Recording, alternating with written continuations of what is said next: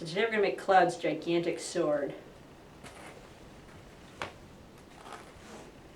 And she's a big one.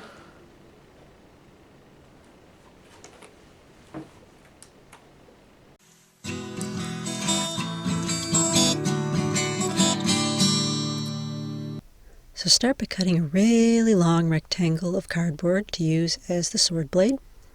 And then on one end you want to cut it off at a diagonal. Then you'll cut a second piece of cardboard with the same diagonal end, but not as wide as the first one other than the very end. So here it is once it's laid on top of that.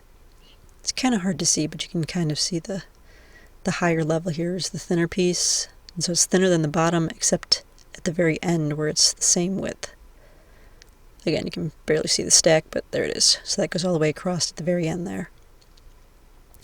So then take your gems, and you just want to trace those out onto that upper piece of cardboard. And then you'll cut those out, but only cut them out of the upper piece. You want the bottom, or the second piece to remain intact. So glue that, once you got those holes cut out, glue that down. Do the same thing on the other side. Then take a cardboard tube, or several. You can fill the inside with other ones to give it added strength. I use 2 for mine. And then you want to cut a couple of notches. You go through both layers, or however many layers of cardboard tubes you have. Go through all the layers. Cut out notches that are a couple inches deep, and then just cut them off. So have one on each side. Put a little bit of glue along those notches. And then you'll just slide that right over your stack of cardboard. Your 3 pieces there, the one big piece in the middle and the 2 smaller ones sandwiching it. And then you're going to cut some pieces, some little rectangles, and you'll have to do each one separately because you're going to build around that cardboard tube that's now the hilt. So you'll do that on both sides, and you'll take one piece that'll go across the whole thing, glue it all together, and then you'll flip it over and do the same thing, making your little rectangles. And so this is what you should have at this stage, with all the cardboard pieces glued together. So then I do have a template for this part where you can draw these pieces freehand, but you want to cut those out of cardstock, and you'll just glue them on one at a time onto that part of the blade near the hilt.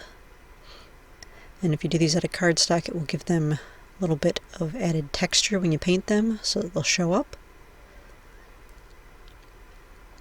And then of course flip it over and do the same thing to the other side, just reversing the pattern. And then take some craft foam. I'm using 3mm craft foam. And you're just going to line the rectangle part with that. And then on the end of the cardboard tube, just wind a piece around that. And then give the entire thing 3 coats of school glue, waiting for each coat to dry in between. When the last coat is dry, you'll use metallic silver on the lower part of the blade and on the very end of the hilt. And then on the upper part of the blade, the thicker part, you will use metallic gunmetal gray. So you'll end up with this. And the rectangle on the end gets painted gunmetal gray as well. So then I had some studs left over from my Star-Lord costume, but you can also use paper fasteners if you don't have studs. Either way, you're just going to poke those into the cardboard. You're going to put on, I used 5 of them, spacing them about 1 inch apart. Then you'll take your gems, your green one and your blue one, and glue those into the holes. And again, do all this on the other side as well.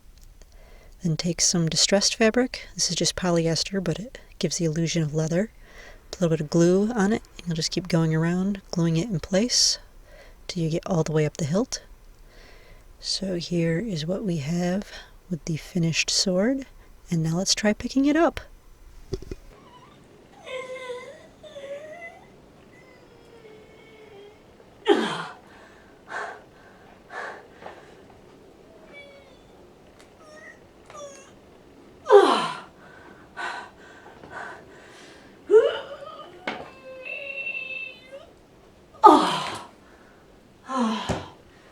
This thing sucks.